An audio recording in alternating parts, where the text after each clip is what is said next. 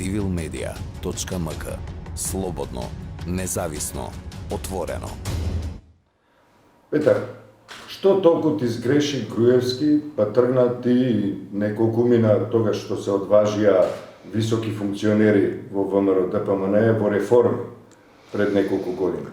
Која беше грешката? Кој беше гревот поради кој на Груевски му се спротивставите однатре во партијата, од позиции кои не беа мали, не беа ниски во самата партија? На мене Груевски ништо лично не ми изгреши. Им сгреши на граѓаните на Македонија.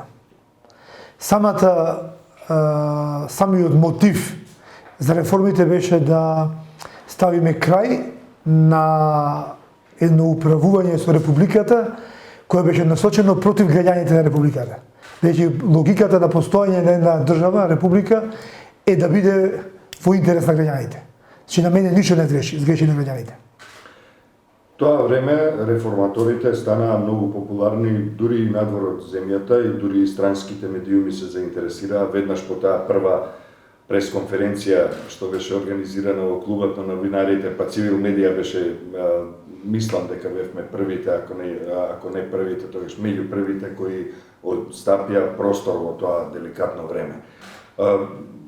Дали тоа беше време кога ви беа загрозени безбедноста, животите ваши, на тебе, на твоето семејство, на твоите другари на реформаторите тогаш? Со Цивил Медија направивме прва отворена трибина во клуб на новинари и вие бевте медиумот преку кој се обративме од неколку локации на такви трибини од Македонија. Штип, Битола, кои беа за прв пат омасовување или покажување на поддршката на реформите од терен, од сите општински комитети низ Македонија, а Цивил Медија беше еден од ретките новинарски куќи или екипа со храброст да го пренесе нашиот глас од терен кон целата јавност. Да, тоа беа специфични моменти за сите нас. Некој до ден денеска влечат и последици од тоа. Секако и јас, меѓутоа, јас мислам дека сепак тоа што го направивме тогаш, тоа отприлика пред 2-3 години, беше и останува дело со кое не само што се гордееме ние, него ќе стане и еден прототип на поведение во иднина на млади генерации партиски активисти или луѓе со амбиции во политиката, како може да се дојде до сериозни промени на политичката сцена и во земјата, и во партиите, но и потрес кој ќе ја заинтегрира и заинтересира и домашната и меѓународната јавност. Тоа е еден добар прототип како во иднина може да се дополнително действува на она кое денес за жал се уште не е реалност, а тоа е комплетно демократизирање на политичката сфера или демократизирање на политичка, како да кажам, буквално политичката сцена на земјата. Во овој момент имаме една состојба каде што политичката сцена е киднапирана или затворена за посебно избрани политички актери кои им е дозволено или се аминувани да бидат на таа сцена. Сите други кои не сме аминувани или не ни е дозволено да бидеме на таа сцена, сме оставени да кружиме околу сцената и да не покажеме дали сме подобри или полоши актери од постоечките кои ги учествуваат во епизодите нели од современата македонска како да ја наречам серија, политичка серија или демократизација. Големите партии или оние кои се присутни на сцената имаат специјални методи како да не задржат надвор од таа сцена, а ние употребуваме па специјални методи како да се појавиме на таа сцена. Еден од тие методи беа реформите во ВМРО ДПМН, нешто што беше битка за интерпартиска сцена, а сега е македонски концепт, нешто што е битка за државна сцена. Појавување на политичка сцена која станува збор за свевкупната државна политика. Така да колку што се иновативни големите актери кои ќе напираат сцената, туку сме ние иновативни да се појавиме на сцената. Тоа е вечна борба и ја уживам, да бидам искрено, покрај тоа што имаме низа проблеми, без разлика семејни жртви, откажување од многу привилегии во животот, можност да уживаш во семејен живот, во живот со децата, да бидеш со нив и да им помогнеш да научат математика или историја или географија. Тоа време јас го трошам за да му објаснам или да остварам контакт со низа граѓани, да им објаснам зошто е потребна длабока демократизација, европеизација на Македонија, а не зашто е потребно да се научи на ќерката, на пример, Равенка со две непознати, али тоа е таа жртва која произлегува од моја лична определба или лична амбиција да се занимавам со политика, нешто што ми е пасија од детство. Јас од мој 15 години, ако добро се сеќавам, станав партиски активист или активен во ВМРО ДПМН. Така да, тоа е веројатно некој добил пасија кон фудбал, некој добил пасија кон спорт, некој друг тип на спорт или не знам, некој занат. Јас сум добил пасија да бидам да се занимавам со политика. Добар подсетник, навистина, во тоа време се сеќавам дека нашите екипи што беа истурени надвор од Скопје беа редовно на тие настани на реформаторите. Имавме лайв стрим, нели тоа? Имавме и лайв стримови, без никаков проблем, иако дел од нашите соработници на терен трпеа и притисоци да не дојдат, да не се емитува тоа и така натаму. И се разбира, тоа беше еден процес кој вие го започнавте, кој сметам дека се уште трае, за жал, се уште не е завршен и се уште не може да се каже дека демократијата победила во партијата во која вие се обидовте да ја реформирате. Се разбира, такви реформи заслужуваат или им се потребни на сите останати политички партии во нашата земја, се подразбира. И она што го зборувавме за условите во кои една иницијатива каква што е македонски концепт не може туку така, не може со леснотија да се качи на таа сцена. Тоа е дел кој исто така се однесува и на изборните реформи кои се многу потребни и за кои и ние се залагаме како организација и како медиумска платформа. Меѓутоа, еве, на некој начин природно влегуваме во делот од разговорот кој се однесува на македонски концепт. На кого Петар му се обраќа во оваа земја? Која е публиката на Петар Богоевски? Која е публиката, кои се граѓанките и граѓаните, на кој македонскиот концепт им се обраќа и се обидува да им даде нов некој квалитет или поинаков квалитет во политичкото и општественото живење? На некој начин, од време на реформите до ден денес, ние не ја избираме посебно публиката или не се ограничуваме во смисла дека нема добре дојден граѓанин кој може да помогне во битката за полна демократизација на земјата. Точно е тоа дека тие процеси се тешки и траат. Ние прогласивме реализација на тогашните заложби со тоа пензионирање на Груевски. За жал денеска констатираме дека он не е пензиониран, него е наредбодавецот од дистанца. Но сепак и самата појава на нов лидер на политичката сцена, како што беше пример случајот со господинот Мицковски, па отвори друга димензија. Тоа е она димензија како големите лидери не сакаат после нив да ги наследат силни личности кои ќе водат своја политика. Господин Груевски е вундер во кадровската политика и тоа секогаш го признаваме сите. Само он можеше да избери свој наследник, кој ќе остане вечно под неговата сукња, под неговата капа. И точно господин Мицковски беше избор пред на господин Мијалков, не толку на господин Груевски, но тоа е се едно заедничко.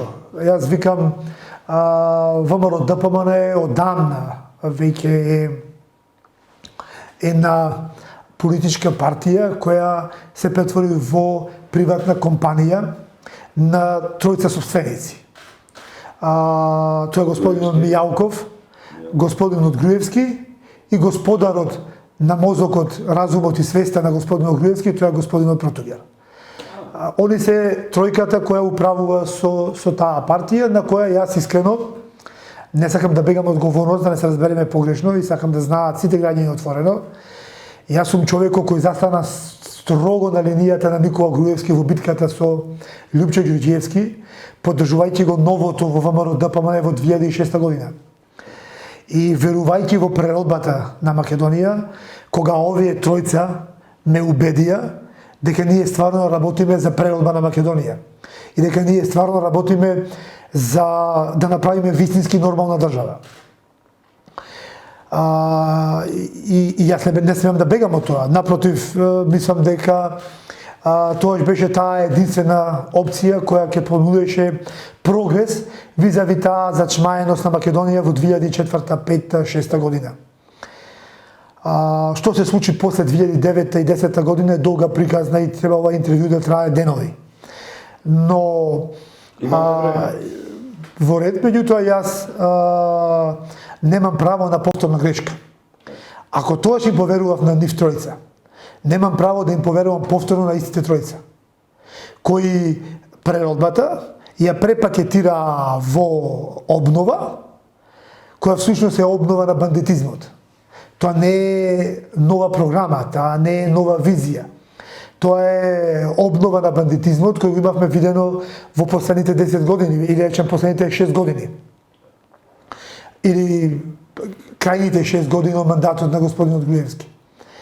И ќе биде нечесно од мене, неискрено од мене, пред се кон својата татковина и кон своите деца, на крај кон самиот себе си, кон собствениот образ и совест, ако јас повторно застанам на страната ги подкрепам истите луѓе кои ме излажале во 2004, 5, 6, 7 година.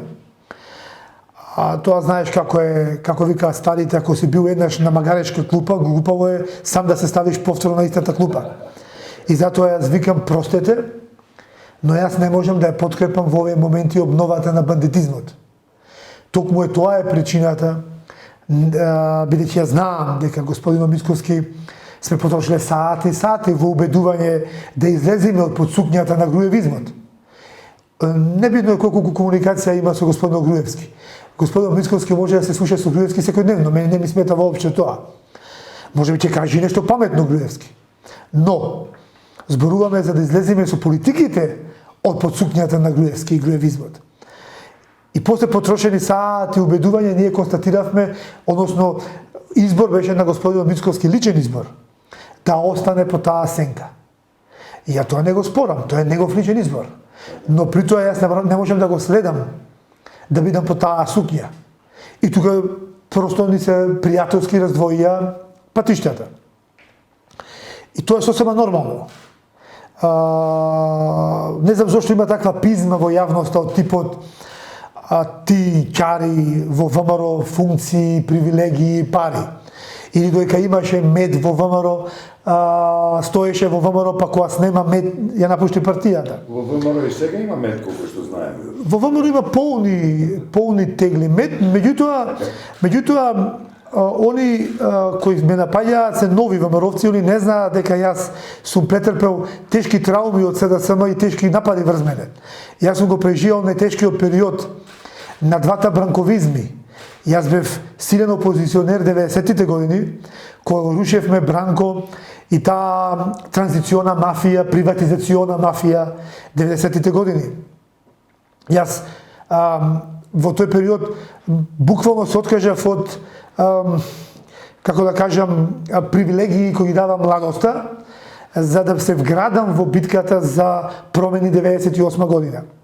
После тоа останав опозиционер 2002 година, кога Бранко се врати со желба да се одмаздува на ВМРО-вците кои го стигнале на власт 98 година.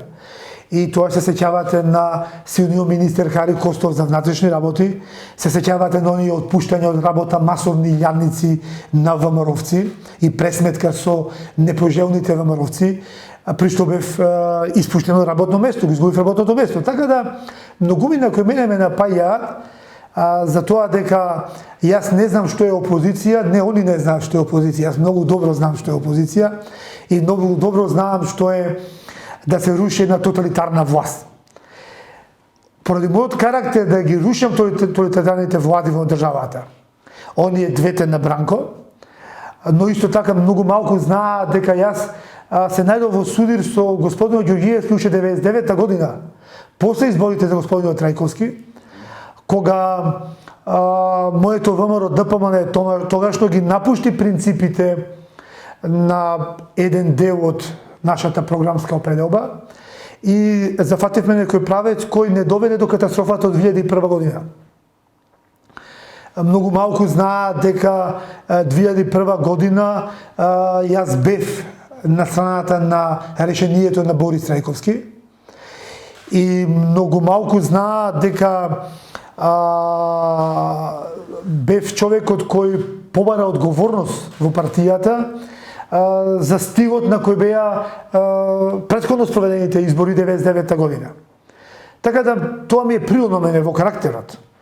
И природно беше 2009 и 10 година кога видов дека господин Груевски комплетно ги напушта заложбите за кои се договоривме дека работиме, а тоа е преродбата, да се спротиставам на она што се случуваше и тоа спротиставување настана 2010 година на Битолскиот конгрес, кога беше официјално приватизирана ВМРО ДПМН од семејството Груевски, би го нарекол.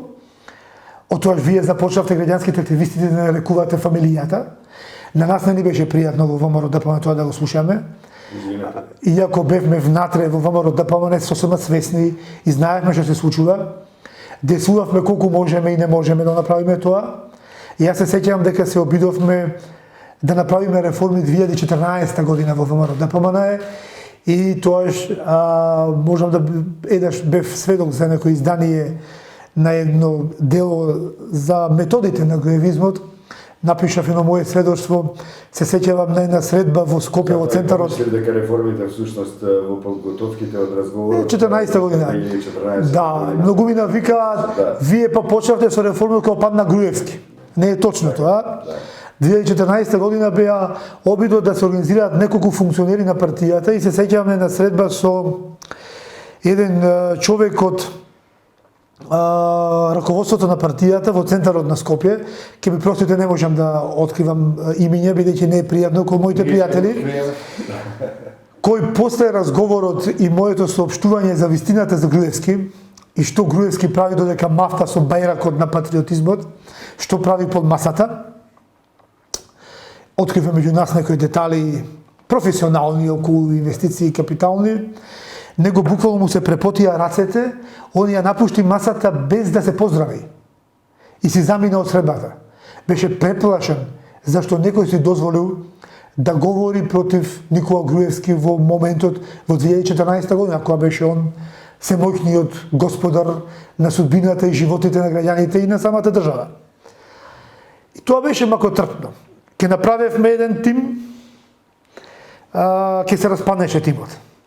Ке направевме друг тим, ке се распаднеше. Но ќе останеа еден-двајца активисти верни на сознанието дека може да се направат некои промени во политичкиот спектар во земјата. Али само самата партија пред се внатре. И тоа така се развиваше како една лавина, една топка. Почнавме од едно бебешко топче, снежно, па тоа се правеше, доби она топка на ефект, како се на ефект на снежна топка. И така дојдовме до засилување, за да како не попуштаа стегите на Груевски, тоа е погрешно. Не попуштаа стегите на власта. Растеше граѓанскиот отпор.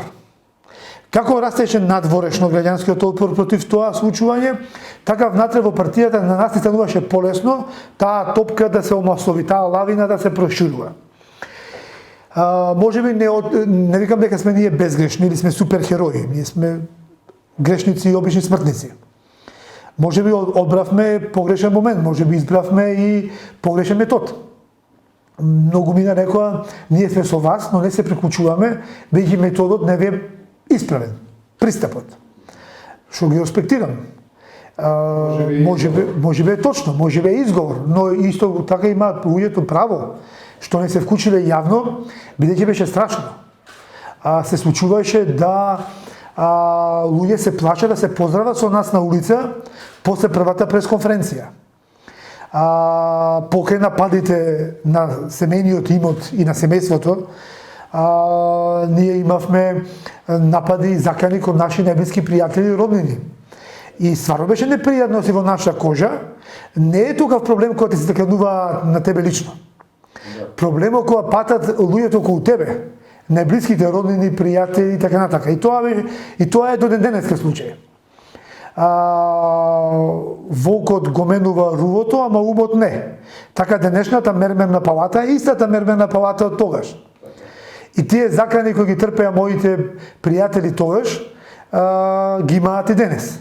Со тоа што денес станаа пософистицирани, односно тоа е понуда на обесхабрување и подкупување, но пред се тоа е затоа што ги нема методите по луѓите на власта. И не може да бидат употребени оние методи кои би се употребуваат 2016-17 година, 15-та. И тоа сето некако дојдовме до едно круцијално сознание. Тоа е дека големите политички партии имаат невидена меѓу нив координација и соработка. Субординација и координација, и по вертикала и по хоризонтала. Тие се грижат светот на управување на републиката да го зачуваат на едно нивно, само за нив дозволено ниво, а сите останати да действуваме по таа бетонска плоча. Тоа јас го викам да се качиш на политичката сцена, може ќе бидеш полош актер и ќе те симнат граѓаните. Но они се плашат да покажат дека има и поквалитетни актери. И видовме дека таа бетонска плоча, која е армирана и бетонирана од големите политички блокови, заеднички, под неја има и јадници квалитетни граѓани, со оригинарни, многу исклучително квалитетни идеи за решение на проблемите на граѓаните, многу уникатни, иновативен пристап. И едноставно политичките партии се затворени за нив бидејќи се плашат од конкуренција. Они имаат негативен пристап на селекција на човечкиот капитал. И така се роди идејата за македонски концепт. Да направиме платформа во која ќе може да нашето искуство во политиката, нашите веќе воспоставени канали со вас, со разни организации, домашни, меѓународни, медиумски канали и така натака, да успееме да извадиме на сцената од тој тип на потиснати граѓани, да ги промовираат нивните иновативни идеи. И ја нарековме политичка платформа за промоција на иновативни идеи. Македонски концепт, која им се обраќа на сите граѓани, без разлика на кој идентитет го носат во себе. Етнички, религиозен, политички, небитно. И идеолошки. Идеолошки. Тоа е идеја, иницијатива која не се воздржува да промовира и иновативно решение на кое пример јас се спротивставувам лично. Јас сум, знаете, либерален конзервативец.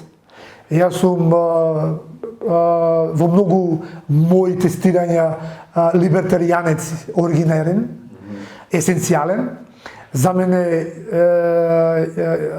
предприемништвото во јавниот сектор или јавното предприемништво е решение за економската катастрофа во Македонија. За некој тоа е страшно решение. Значи, како личност јас многу често правам компромис со многу активисти и кандидати на листите на македонски концепт за пратеници, кои се на некој начин дел од нив и дури и левичари. Апсолутно се против приватизација на некои сектори, например здравството. Апсолутно се против некои решенија во економијата, прифаќаат прогресивен визави мојата определба, апсолутно определба за низок рамен данок. Но мене не ми смета тоа. Од сите нив да создадеме поинаква понуда, оригинална понуда кон граѓаните и да продадеме политичка култура на толеранција кон различното. Она што го нема во политичките партии. Каде што, ако се покажеш на ЦЕО на СДСМ или на ЦК на ВМРО ДПМН со различно мислење, ти си отстрелан и твојата политичка кариера завршила. И зашто го направи ваков след сега во одговорот? Бидејќи мислам дека цело време во таа битка за демократизација, модернизација, европеизација на една политичка партија, созреваше на идеја дека таа платформа може да биде платформа за демократизација, модернизација и европеизација на Македонија како држава. И рековме, ние објавивме еден граѓански манифест, кој би сакал цивил медија да го преземе и да го реобјави, бидејќи многу граѓани сака да го погледнат. Зошто? Бидејќи е оригинален во самото дефинирање на македонската нација, но исто така објавуваме потреба од деидеологизација на македонското општество, бидејќи не сме доволно созреани да се наречам јас десничар, а ти левичар.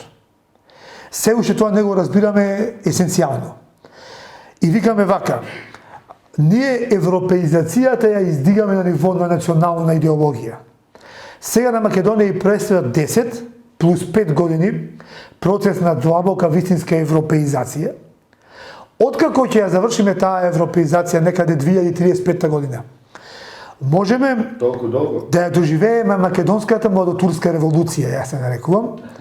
Тоа е она поделба на леви и десни, реално, она што се случило 908 кога она историско ВМРО се поделило на леви и десни, тоа е под напливот на младотурската револуција, дали станало модерно да си лев или десен. И се и нашите војводи сакале да станат модерни и се поделиле на леви и десни, пред тоа не биле поделени. Така да мислам дека македонската, или како да наречам младомакедонска револуција, ќе се случи некаде 2035 година, кога ние есенцијално ќе се поделиме на леви и десни. И ќе се определиме и ќе разбериме што е левица и што е десница. Бидејќи денеска ВМРО ДПМН не е десница, бидејќи колнат и пцујат цел ден на Фејсбук. Тоа не е десница. Тоа не е десница. Навреда кон сите граѓани не е десница. Ширење на еден етношовинизам не е десница. Далеко е десница. Ја меѓу другото доторирав на тема вредностите на европската десница и нивната имплементација во програмите на балканските десни партии, хрватски модел, српски модел, македонски и бугарски. И есенцијално го познавам десничарството и кога се обидувам да им зборувам на луѓе што е десница, они ме прогласуваат за преданик. Затоа што се они изворни левичари, залутани во десница, односно се викаат дека се десничари, а они, например, ја почитуваат Југославија и југословенското стопанство, модел на организирање стопанството. И ја не ги понижувам, ги респектирам, но му викам, во тебе гледам изворен левичар. Ја, например, тој тип на стопанство го гледам, но го гледам преку една приватна иницијатива и едно предприемништво во приватна иницијатива. Они викаат, не ти си предавник, тебе те тераат страшните соросоиди или страшните странски сили да го зборуваш ова или те плаќаат, или не знам на кој начин тоа тие го замислуваат дека го правиме. Но јас ќе продолжам да се обидувам во тој процес на европеизација да дојдеме до два клучни проекти. Тоа е длабока демократизација, она која ти го начна изборни модел и така натака, и да дојдеме до објективизација на историјата, која е извор на проблемите во земјата. Бидејќи ние и во целиот регион, ние многу малку ја познаваме историјата во незината форма, како грците гледаат на македонското прашање, она компаративна историја. Имав прекрасен професор на Скопското универзитет, професор Миновски, предаваше на еден уникатен компаративен метод. Во истата година, на истиот настан, како гледале грците, како гледале бугарите, како гледале србите, како гледале американските мисионери, како гледале турците или русите. Тоа е многу убав пристап и тоа треба да го вклучиме во наставата денес, тоа го отвара проблемот веќе со образованието, но кога зборувам за длабока демократизација на земјата, сите викаат, вие се гласете за нас, направете на нас пратеници, дајте ни на нас фотелјата, па ние ќе демократизираме. Ја мислам дека тука македонски концепт е уникатен. Ние викаме вака. Ако ни дадете макар неколку пратеници, ние ќе покажеме кој чудо моќе тоа. Нешто што не го направиле огромните партии со понекогаш 50, 60, па едно време имаше и 80 пратеници, после бојкотот на ВМРО 94. Не го направиле тоа што ќе правиме ние со 3 пратеници. Зошто со 3, бидејќи СДСМ и ВМРО нема да имаат разлика помеѓу нив 3 пратеници, а со нашите 3 пратеници ние ќе бидеме клучен фактор на носење на одлуката. При тоа ќе застанеме државнички на конституирање на парламентот, со можност да избериме најмалку политички обоен председател на собранието, човек кој нема политичка позадина или кој се нашол на некоја листа, но представи некоја граѓанска организација или има силен личен персонален интегритет за личност, околу ќе се конституира парламентот. Влада не би сакале да се формира. Зошто? Прво да се донесат законски решенија за демократизација на политичката сцена, измена на изборниот модел, закон за воведување на минимални критериуми за внатрепартиска демократија, измена на законот за финансирање на политички партии и бандитизмот во таа сфера, и после тоа, онаа партија кој тоа сето ќе го подкрепи, ќе го поддржи, ние би ја поддржале да формира влада. Значи, да се покажеме на дело, зошто сме компатибилни, а не да се скриеме зад завеса и да излеземе речеме... Или во коалиција со ВМРО ДПМН? Мислам дека Вакво како што е. ВМРО ДПМН, и без да ме прашаш вакво што е, во таа насока ми беше одговорот, мислам дека ВМРО ДПМН во овој момент не представува прво сериозен политички, нема сериозна политичка понуда. Нивната понуда е да го гледаме Најче Чулев, како се кажеше она, умножен во 10 примероци. Че ВМРО ДПМН ни нуди да го имаме Најче Чулев во финансии, Најче Чулев во економија, Најче Чулев во надворешни. Простете, но јас за тоа не можам да стенам зелено дугме, ако сум пратеник. Да беше еден мој колега сега тука ќе почне се начука по дрво. Не, јас не сум суеверен, верник сум. Не сум религиозен, не ги знам доволно празниците, но сум верник. И не чукам во дрво, но знам да чукнам под нос и да ја кажам вистината. И во таа смисла, на мене не ми треба реплики на Најче Чулев во владата. Тоа е очај, тоа е срамота од функционирање на една институција во ваква кризна состојба. МВР потврди сериозно во оваа криза, оваа корона криза. И тоа поведение каде што се расправаат меѓу себе како мали деца за службени коли, за службени телефони, промовираат крадење на оние печати на синдикати, паралелни синдикати. Тоа е срамотно да го зборуваме за една влада која треба да организира демократски фер избори. И се замислете да подкрепиш реплика на тоа поведение во 10 министерства. Тоа е страшно за мене. Во исто време, СДСМ не е цвеќе за мирисање. СДСМ има очајни економски политики. Економските мерки кои предложија за санација од кризата, сега него, иако ВМРО ДПМН има заменик министер за финансии, која е таму по друга линија, не многу попартиска, но повеќе би сакал да зборувам тука за СДСМ, пошто се носители на тие политики. Не можам да разберам како може да ми го продадат како левичарска, замисли левичарска политика на леви од СДСМ, каде што му дава пари, им дава пари на компании кои стварија екстра профит од кризата, како некои приватни болници или не знам, компании кои правеа трговија со средства за борба против кризата, а ги остави без денар компаниите кои беа забранети по сила на закон, по сила на владина уредба, да не може да работат и да остваруваат основен приход. Ја не Кои компании? во областа на туризмот, угостителство, во областа на во неколку области каде што владата забрани воопшто да работиме. Ни за компании. Второ, немаме никаква... Имаше простор да аплицираат за поддршка. Па мислам дека малку тоа е несреќно решено аплицирањето, особено несреќно социјалистички е решен одговорот. По неколку месеци нема одговор на апликациите. И сега замислете вие, на компаниите им се потребни пари веднаш, за да го преживеат претходниот месец. Не овој, претходниот да го преживеат, ја се чудам како го преживее, а на друга страна, тие немаат се уште одговори на апликациите на компаниите. Значи една какафонија, имам како не, од банката за обнова, како не илјаници и лични примери така натака. Значи имаме една какафонија во мерки, нивна имплементација и како тоа вистински се реализираше. Од друга страна, ја не мислам дека Македонија толку силно ја погоди кризата. Зошто? Бидејќи ние сме земја која живее од две работи.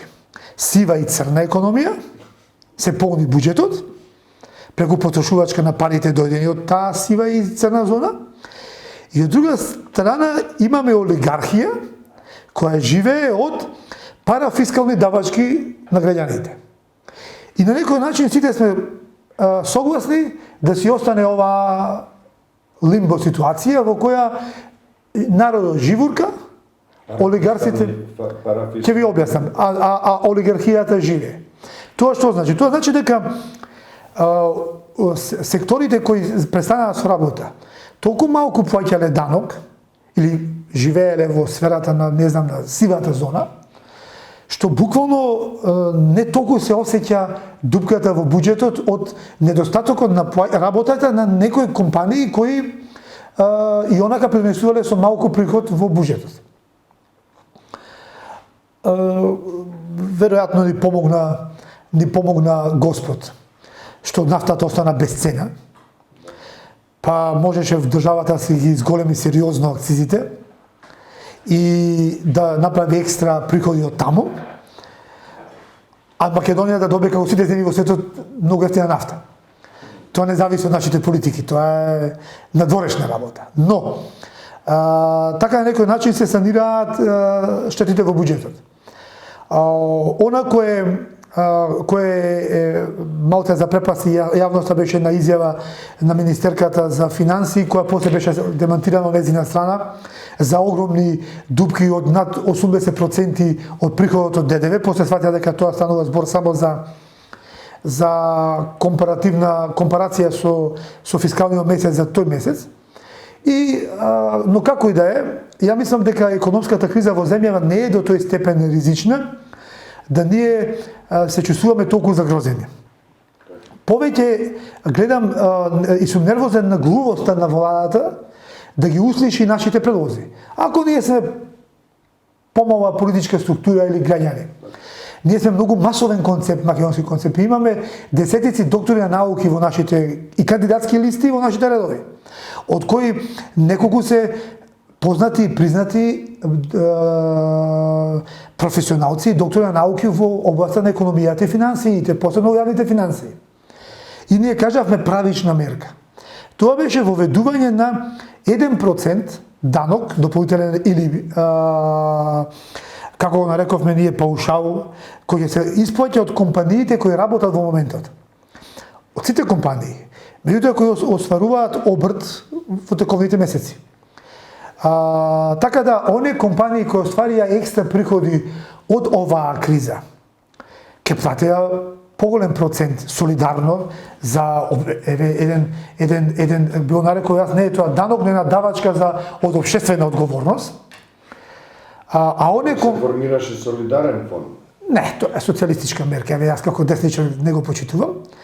солидарноста е индивидуален карактер и тоа зависи од мене и од тебе колку ќе дадеме на мојот пријател, на вашиот пријател, комшија и така натаму. Тоа е лично солидарноста е најголемата вредност на десницата. Тоа е индивидуално поведение на личноста. Тоа е голема филозофија, за тоа постои капитализмот, на тоа почива, на солидарноста. И левицата може да се пофали со солидарност. Не, левицата е еднаквост. Левицата е еднаквост. И солидарност. Не, левицата е еднаквост. Ова е, за ова може да направиме посебна емисија.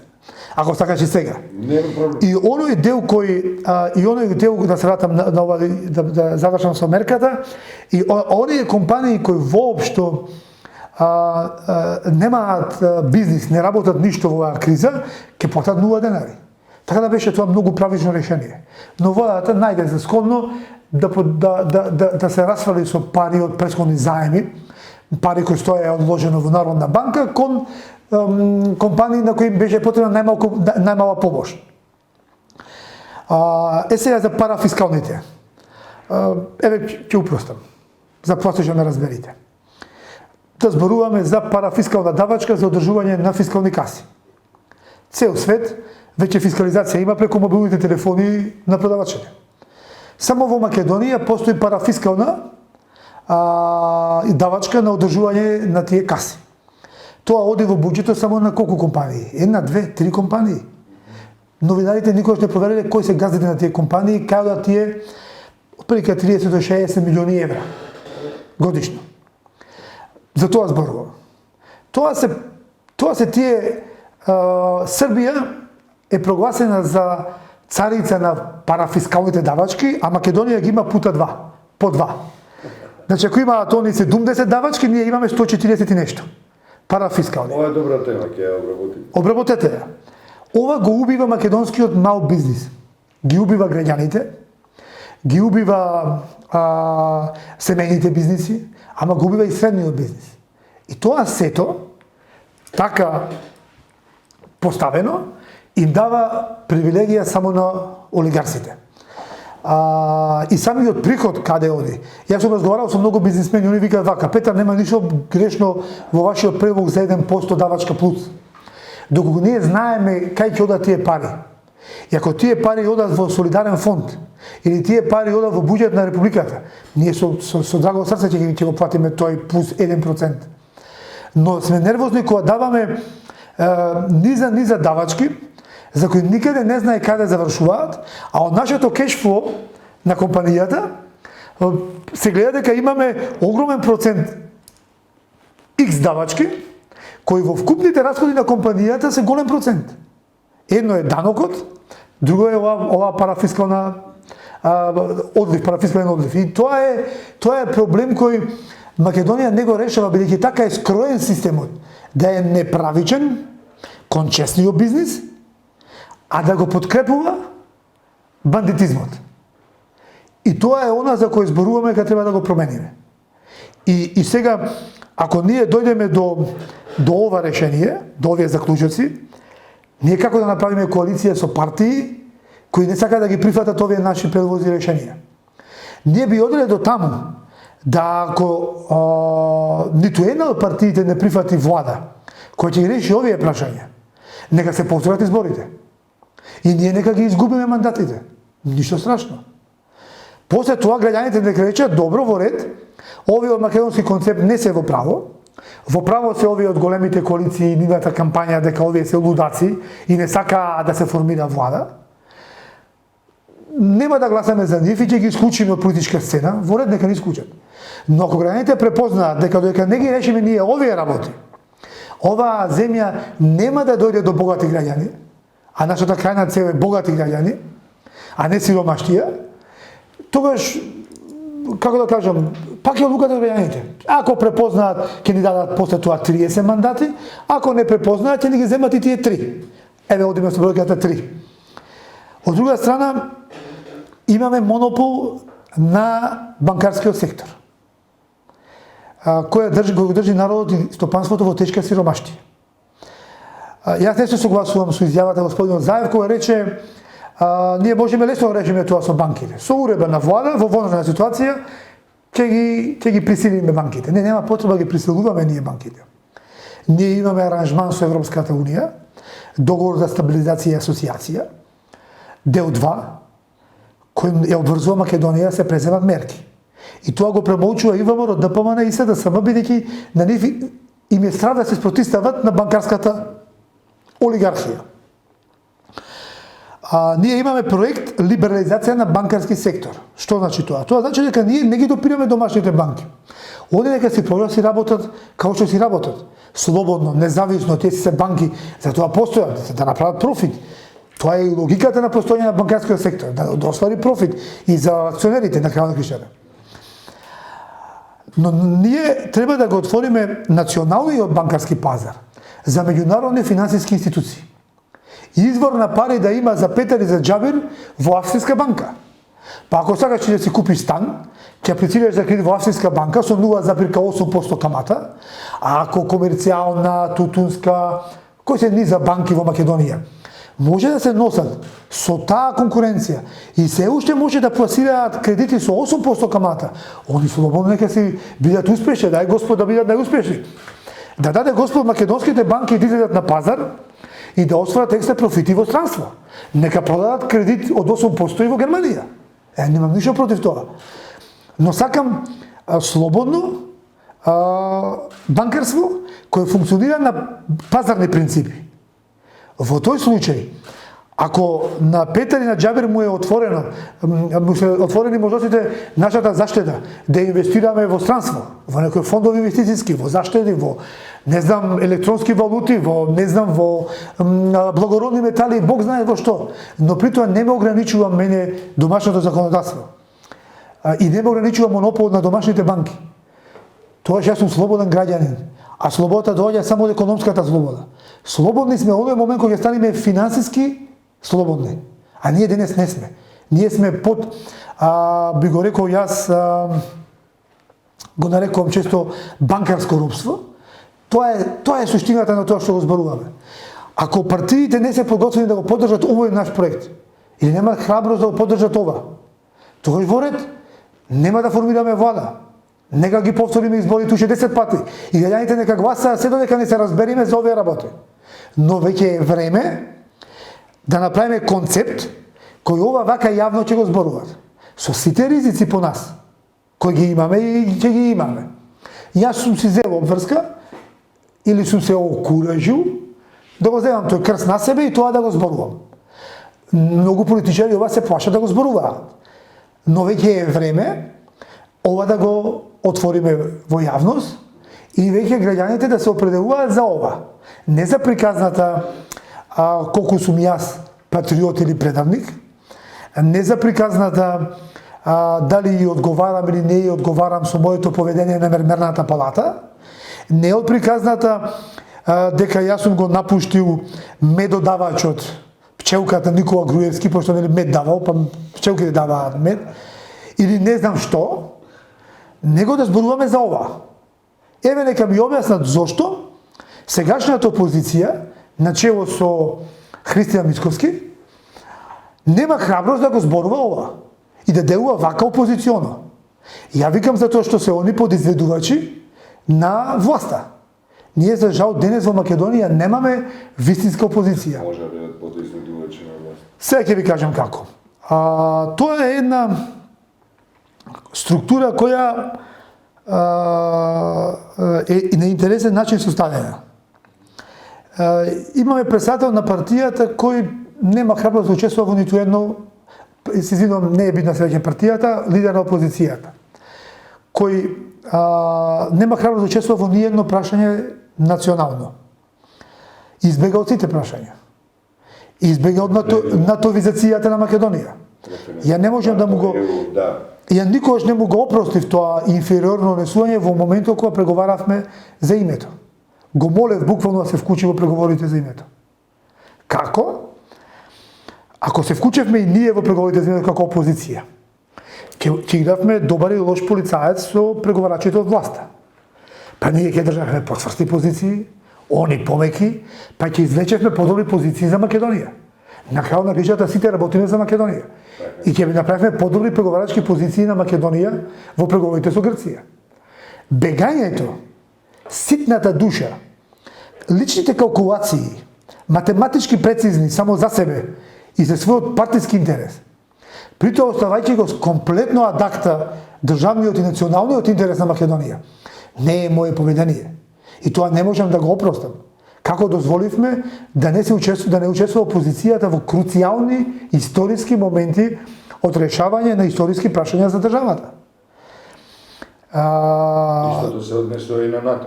Од друга страна, сега имаме момент кога треба опозицијата да се спротистави, нели опозицијата вика, тоа е целиот след со НАТО. Опозицијата вика, сега имаме проблем со бугарите. Да, но кај бевме ние да се во преговорите со бугарите? Од друга страна, каде сме сега во позициите со бугарите? Смешна позиција имаме. Се напреваруваме кој повеќе сервилно да се однесува кон проблемот, кој не станува проблем со историјата. Ние имаме проблем со Бугарија за еднината. Прашањето е каква Македонија сакаме во ЕУ, а не кој историски настан, историска вистина е вистина. Не постои историска апсолутна вистина. Историјата е пишува победниците. Ние денеска можеме да седнеме, се договориме да напишеме историја каква сакаме, таа да ја ставиме во учебници на нашите деца и они ќе веруваат во таа историја. После 5 генерации ние ќе имаме таа историска вистина во земјава. Значи, повторно се бега од круцијалното решение. Но Мицовски му кажа и на премиерот Борисов дека тој ја подкреплява македонската ЕУ ориентација.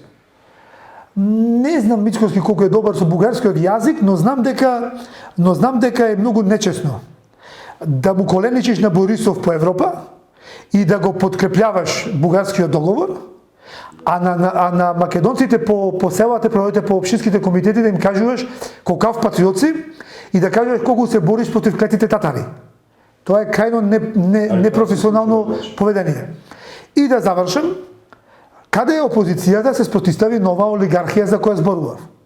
Имаме 10 пресконференции дневно против криминалот на власта.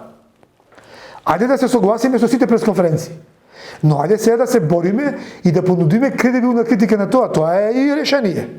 Еве ние критикуваме власта, но нудиме решение. Како против таа олигархија или тоа криминално поведение? Каде е понудата од ВМРО-ДПМНЕ? Ја нема. А знаете ли зошто? Затоа што врхушката на партијата е со по 10 кривични пријави. Затоа што еден од подпредседателите е носителот на спомениците во Скопје 2014. Затоа што еден од другите врвни функционери е вклучен во проблематичната набавка на превозни средства по Скопје.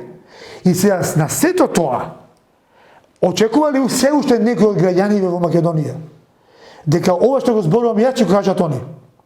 Дека проектот либерализација на банки и банкарски средства или ослободување од банкарското робство, дека проектот за електронски надзор на луксузот на функционерите, каде што ние предлагаме денеска јас како функционер употребувам државна картичка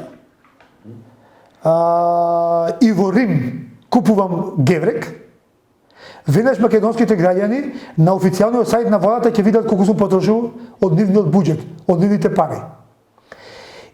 И тоа ќе има не бројчаник на триумфалната порта, него ќе има бројчаник на сајтот на владата, кој нонстоп ќе ги прикажи кумулативно сите трошоци на функционерите. Па нека видат граѓаните во секунда колку пари се трошат од буџетот на, би рекле левичарите, народни пари, а беко државни пари. Од буџетот на или граѓански пари, од буџетот на граѓаните. И од друга страна, еве, може да зборуваме за проектот за потекло на имот на функционерите. Мицковски се обиде несреќно да го украде тоа, ја изманипулира јавноста со СДСМ и ни го замолчија нашиот проект. Нашата идеја која беше? Во моментот кога ние поднесовме листи за кандидати за пратеници, да не ги потврдува ДИК тие листи, него прво да бидеме подложни на постапка за потекло на имот, откако ќе бидеме докажани дека не сме учествувале во криминал или немаме нечестен имот, и ќе бидеме потврдени дека сме, барем во тогашното наше действување, сме честни граѓани, ќе се потврдат листите за пратеници. Значи, пред да седнеш на фотејата, да ти биде потврдено потеклото на имотот или твоето претходно работење. А не ако ќе седнеш на фотелјата и ќе злоупотребиш после тоа фотелјата да извршиш притисок да прекине истрагата за тебе. Него пред да седнеш на фотелјата. Тоа Мицковски го заобиколи со некаква си поддршка на генерално потекло на имот кој денес го имаме и сите заборавија на тоа, но ја ќе ги потсетам во текот на кампањата на ова.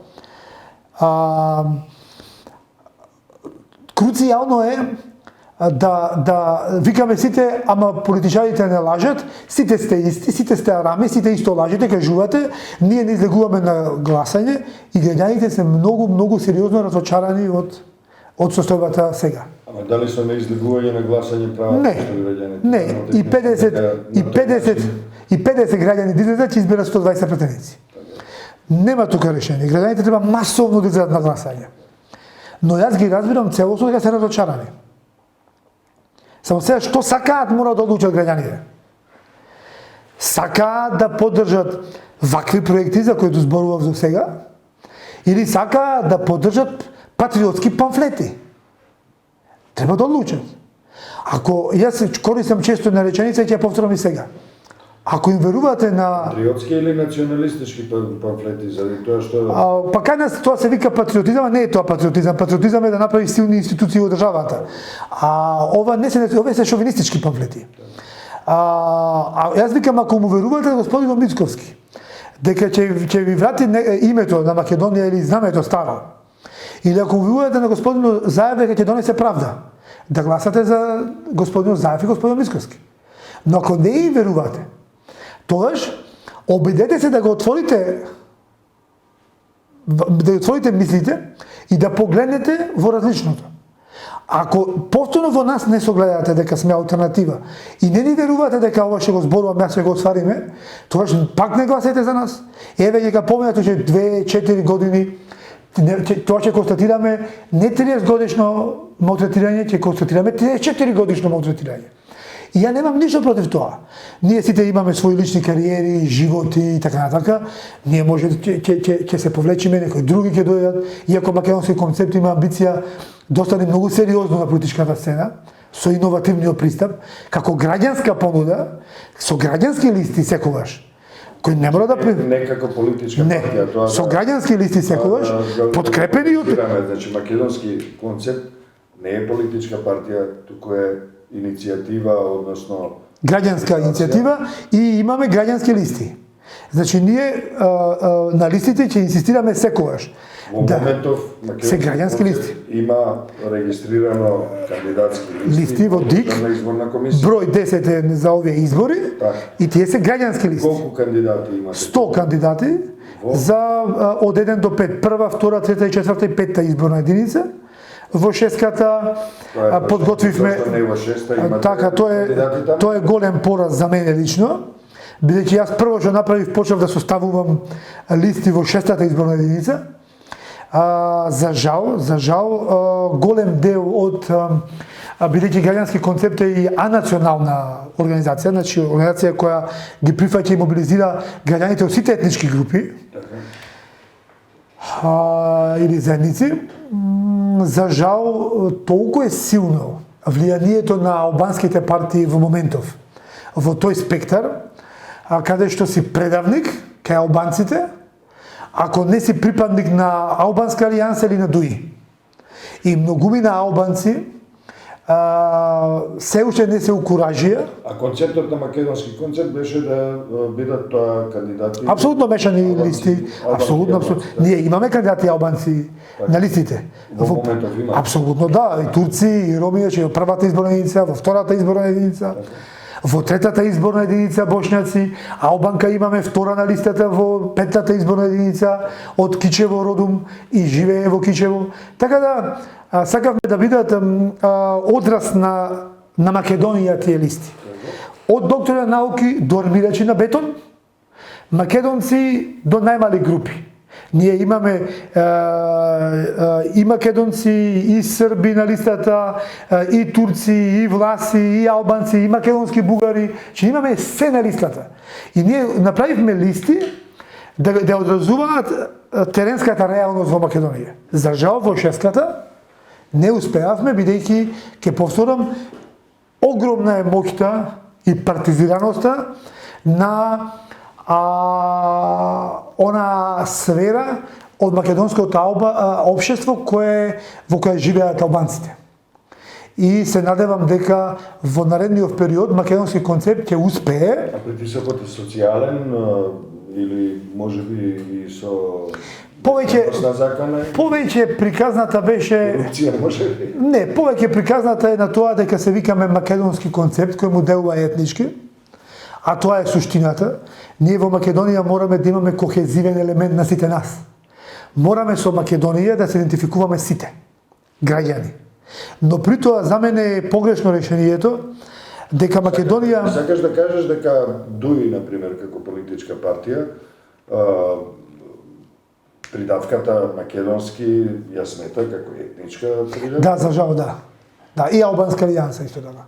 За жал да. И овие две партии не се идентификуваат со Македонија? Мислам дека не се идентификуваат, да. ДУИ имаше еден несреќен обид на почетокот да биде граѓанска опција. Добро им трнано се откажаа. Зашто се откажаа, не знам. Но она кое но она кое сакаме ние сега да го решиме, викаме вака. Ние државата има 3 атрибути. Територија, популација, граѓани и суверена власт. Ние со НАТО, затоа туку се радував на натовизацијата на НАТО, не оти не плаќа Сорос, значи да не се плаќа граѓаните, не, него за ова се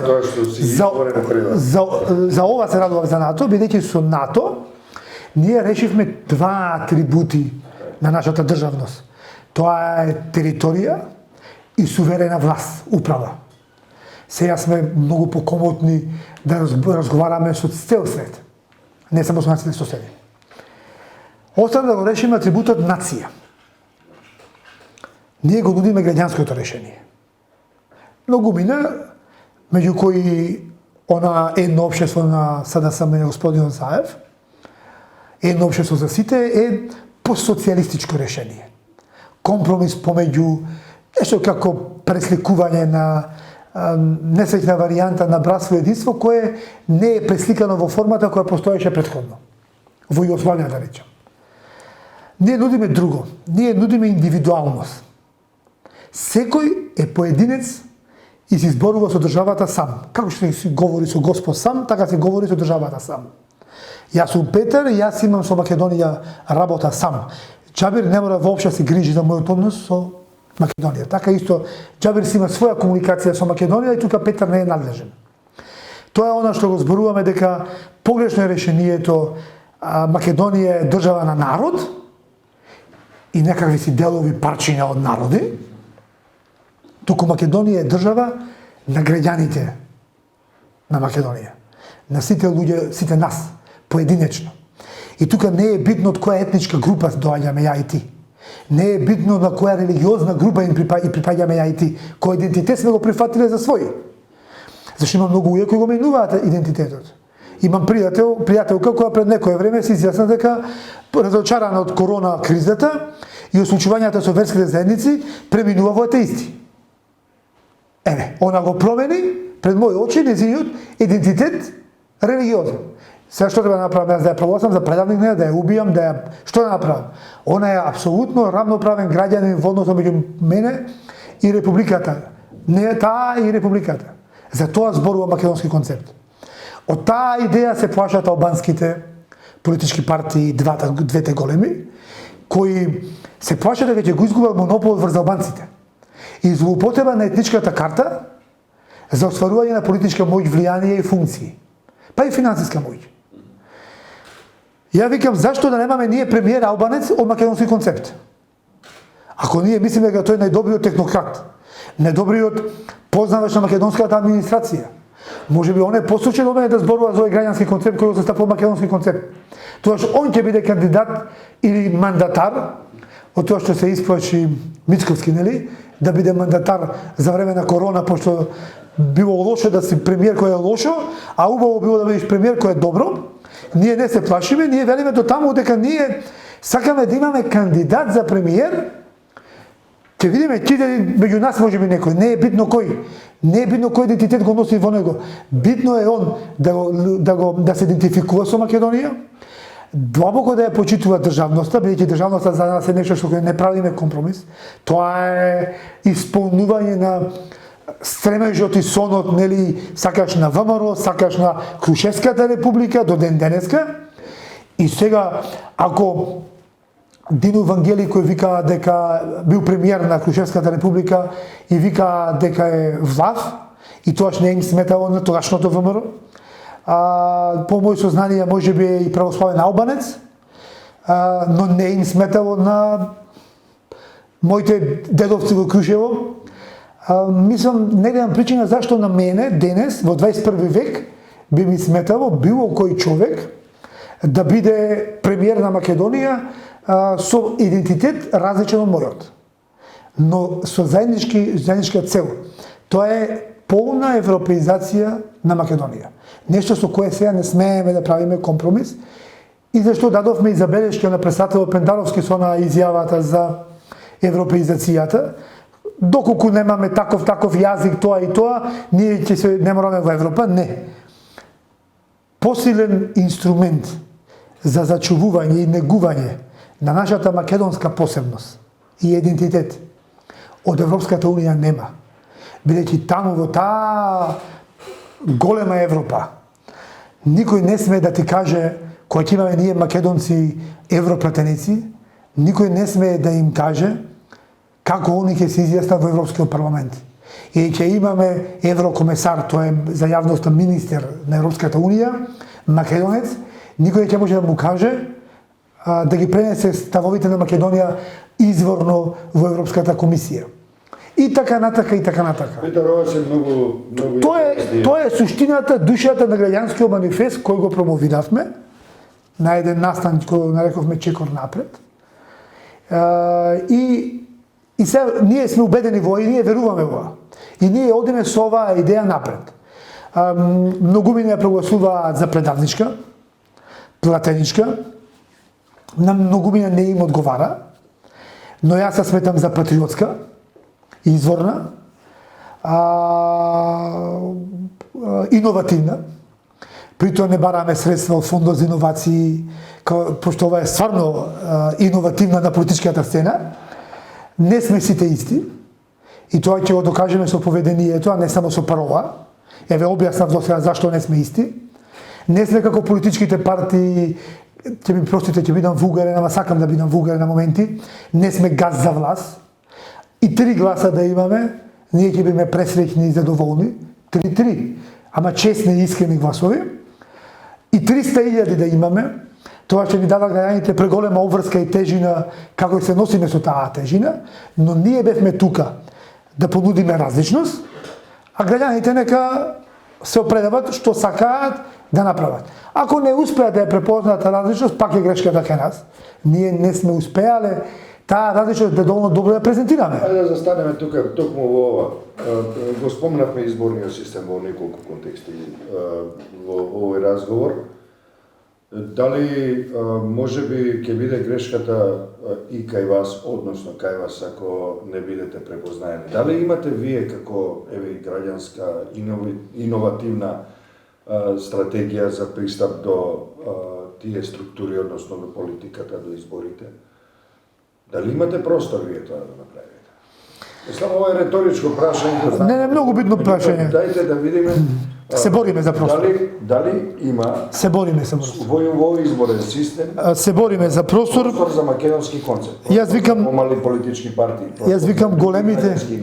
Јас викам двете големи коалиции, она на слепиот пат и на обновата на бандитизмот, се две ќерки близначки на една мајка мафијата. И они совршено се согласуваат кога треба да се меѓу себе нешто договорат. И така се договорија непосредно пред да се распишат изборите, сега пред неколку месеци. Кога го променија изборниот законник и кога и двете минути простор за медиуми за алтернативната понуда од нивните понуди, од тие 4 за во вистината и 2 албански. 4 понуди го скратија на 1 минута за нас.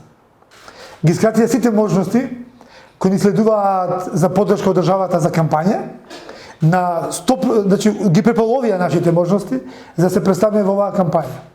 Ние секој ден се бориме за минута плюс, за секунда плюс на медиумскиот простор. Но морам да бидам искрен дека па сега и медиумите не се тие што беа во времето. Даваат поголем простор. Например, ако престанавме со работка со вечер за мои колумни, се појави слободен печат да ги објавам моите колумни. Ако не можем да дадам изјава на X телевизија, Y телевизија на мене ми дозволува да дадам изјави. Ако е за мене забранет Курир или Алфа телевизија, еве Цивил медија ми дозволува да направам вакво интервју. И значи се бориме секој ден за простор и при тоа не се плашиме непријатни прашања. Дури некој често во интервјуата сами си поставуваме на себе најтешките и најнезгодните прашања, не за друго, за да спречиме просторот за црната кампања која извира од големите коалиции, но пред се од мермерната палата која, ќе повторам, рувото го менува, но умот не. И продолжија со тие шиканирања, ботови, ширење на лажни вести и така. Ќе те замолам да си поставиш на изборно прашање, меѓутоа да се задржиме малку на изборниот систем. Значи, политичкото финансирање... Една изборна единица е неопходна за да бидеме рамноправни граѓани. Значи, една изборна единица за да бидеме рамноправни граѓани. Зошто? Затоа што денес мојот и твојот глас не тежат исто, доколку си ти гласаш во втора изборна единица, јас во прва.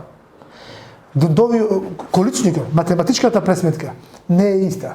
Се случуваат пратеник во Скопје да биде избран со 11-12 гласа, а во петтата изборна единица со 8, со 6. Не е честно. Мојот и твојот глас не се исти. Мене ме убедува, често вика Петар, иди во носител на листа во петката, таму треба ќе влезеш со 6000 гласа пратеник. А во Скопје ти треба 12. Не, ја не бегам од граѓаните. Не, ако не ти дада граѓаните фул легитимитет, да направиш ова што го сакаш, тоа што не сакам да бидам пратеник. И затоа довел да бидам носител во Кецот во Скопје. И ево сум родом од Крушево. Тоа не ми смета, јас не се плашам од градот. Напротив, сакам новото да почне од градот, тука да избие, да ја пробиеме плочата, бетонска, а после тоа да се прелее во целата територија. А за да ги изедначиме мојот и твојот глас, на сите граѓани гласовите, ни е потребна една изборна единица. А не дека тоа ќе смени нешто многу. Ако граѓаните гласаат за една партија, повторно ќе има една партија 80 пратеници. И тој модел дава таква можност. Но ќе имаме равноправност во гласот. Како гледаш на финансирањето на политичките партии?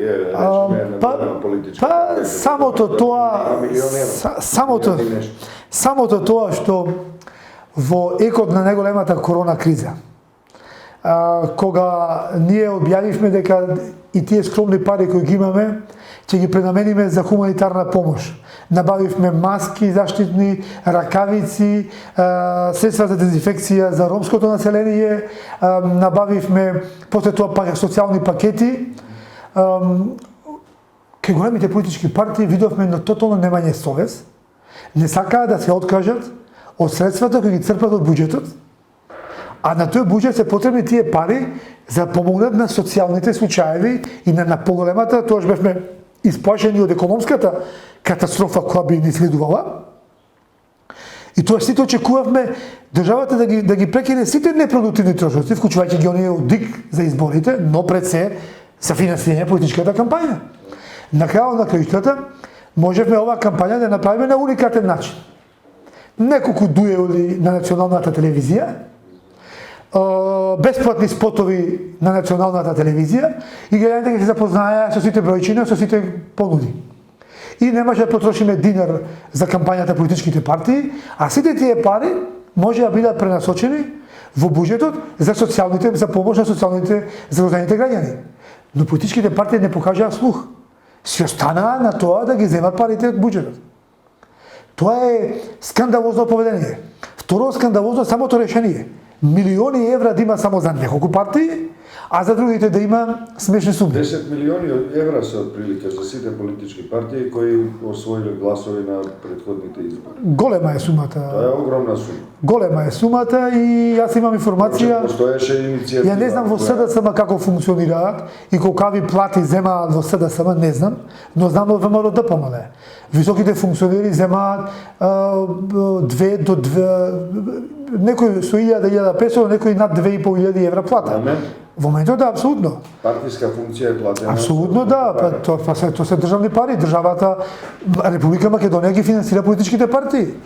И тоа политичките партии си дозволуваат свој луксус. А нема некои правила околу... Не знам кои се правилата, јас се обидов да наметнам таму статут во кој ќе се бара одговорност, статут, ама очигледно никој не сака статут каде што ќе се бара одговорност од функционерите. А функционерите ги излажаат членовите дека тој статут е лош за партијата, а тој статут е лош само за функционерите, а добар за членовите на партијата. Ама како да им кажам на членовите на партијата дека јас не ме плати Сорос да им донесам нов статут, туку мојата совест и свест и личен кредитет ме натера да опелувам. Апсолутно да. Тоа беше, имавме комисија натрешна, да не се присетуваме тоа се на партиски работи, но добро е што јавноста постепено станува свесна дека се повеќе граѓани во Македонија, тоа се вика будна јавност во политичката теорија, будна јавност, која има, тука можам да ја пофалам соседна Бугарија, посебно соседна Грција. Соседна Грција е многу стара и тешка демократија, има многу сериозно будна јавност во Грција. Таму вакви зафрканци на политичките партии тешко поминуваат. И во Македонија многу сериозно растеме, добро растеме и создаваме будна јавност, критична маса. Ако земеме кај сме биле пред 100 години, кај бевме пред 30 години, јас сум горд колку брзо и тука ние во Македонија растеме со нашата свест, совест и политичка самосвест. Така да мислам дека имаме добра шанса за 15 години да созрееме. И кога ќе седнеме на маса и зборуваме за лев или десен политичар, знаеме за што зборуваме. Со оглед на мојата возраст, јас малку би сакал да побрзаме. Биде побрзо. Џабер има шанса. Имаше една и добра работа во времето на Груевски. Тоа беше диалог на високо ниво со ЕУ. И се отвара и се многу поглавја, сега кластери по ново, нели, по новата методологија на ЕУ, се отворија многу прашања и се усогласивме со ЕУ. Ако имаме добар тим за преговори со ЕУ, ние овој оптимален период од 10 години преговори со Европската Унија можеме да скратиме на 5. Ако се посветиме вистински. Ама треба да соработуваат и власта и опозицијата. Ако си ставаме сопки меѓу себе на европското прашање, ако не сме согласени дека европеизацијата ни е идеолошка вредност број 1, ние можеме ќе пробиеме и над 10 години да преговараме. Тоа пак ќе зависи од нас во Македонија, а не од европјаните. Европјаните имаат апсолутни стручњаци, често и низ прсти прогледуваат, пошто им е досадно да ги вергуваат истите тие поглавја, но на нас не е многу битно тука вистински, пошто европеизацијата на нас не треба. За дома да се оправиме, за дома да живееме поквалитетно. Брисел добро живее. Со го посетил многу пати, многу добро живее. Тука ни е тешко. И тука треба да ги решиме работите, за и нашите граѓани да живеат подеднакво богати како оние во Брисел. И има шанса тоа да биде кратко. Ама повторно одлуката на граѓаните. Пак ја повторам. Ако граѓаните ни донесат реплицирање на овие министри денешни од техничката влада и ни ги реплицира пута 10, не само овој, како се викаше, Најче и оваа симпатичната девојка која не знам шобара во тоа друштво, Рашева, Мизрахли, како се викаше, не е убаво да добиеме реплика и на Оливер Спасовски, премиеров. Значи, ако граѓаните гласаат за такви реплики, ние имаме или реплика на министерката за финансии, или реплика на министер кој беше, не знам дали беше актуелниот министер за екологија или претходниот, кој прв пат слушаше за некои еколошки проблеми во Скопје, пример за загревањето во Скопје. А тој е министер за екологија. Значи, ако граѓаните гласаат за такви реплики на министри, тоа е повторна лука на граѓаните. Со такви министри, ние, Џабир, многу тешко ќе влеземе или брзо ќе извршиме разговорите со ЕУ. А имаме шанса. Имаме шанса дури на дворешни наши стручни лица, ги имаме од Македонија, македонски државјани десетици, кои во моментов или живеат и работат на други теми, или помагаат во ЕУ структурите, или на други влади во разни прашања. Нив можеме да ги ангажираме, да направиме силен тим и за 5 години да ги испукаме како од пушка тие преговори и да си дадеме уште 5 години она реална постпреговарачка европеизација, каде што веќе ние ќе ги практикуваме, односно ќе почнеме да ги живееме европските принципи и вредности. Не е лесен процес да се смени менталитетот, но не е невозможен. И можеме да го решиме во тој период.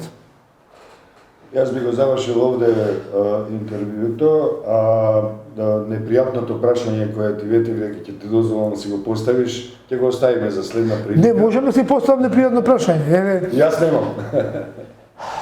Па во моментот едно од прашањата е граѓаните кои го поставуваат постојано е прашањето сите сте исти, односно вие сте производ на големите блокови и вие треба да завршите улога на овој или на оној блок. Тоа е многу голема дилема која се шири во граѓаните и кое на нас ни ги ограничува можностите да действуваме и да градиме доверба кај граѓаните. Не знам како поинаку да одговорам, освен прво дека ова што го зборувам, ја не можам да го реализирам, освен да си давам вака празна интервјуа и да си зборувам уште 10 години. Мене не ми е празна интервјуа. Не, да си зборувам по јавност, не само кај вас. Да си зборувам на телевизии, можам да бидам аналитичен пример, да си зборувам вака на телевизии. Но, за да го сработам ова и да го реализирам ова, на нас ни требаат политичка моќ. Поинаку не може. Еве, ако граѓаните дадат иновативно решение, како без политичка моќ или критичарите, ова да што го говорев до сега да го спроведиме, ние преку македонски концепт, за тоа постои платформата, ќе го промовираме како иновативно решение. Како без политичка моќ да ги смениме работите во земјата. Така ќе направиме. Не мора да бидеме кандидати за пратеници, не мора да имаме државни функции. Но ја мислам дека најлесно е преку политичка моќ и преку доверба, која ако не ти ја дадат доверба, ти не можеш да ја злоупотребиш. А не можеш па ни да ја употребиш. Така да мораме да изградиме прво доверба, а ако ни дадат доверба ние да ја употребиме, а не злоупотребиме. А ако ја злоупотребиме, ќе завршиме поднеславно од овие за кои се знае дека ја злоупотребуваат. Ние на политичка сцена имаме докажани злоупотребувачи и ние граѓаните нема толку многу да ги боли злоупотребата од нас, на кои ни верувале дека нема да ја злоупотребиме таа доверба, а сме ја злоупотребиле. Така да, граѓаните мора да се соочат со фактот дека мора да излезат да гласаат масовно и мора да разберат дека промената на политиките и на практиките настанува таму внатре во парламентот, а не настанува на Facebook и на празни говорења по телевизија. Civilmedia.mk. Слободно, независно, отворено.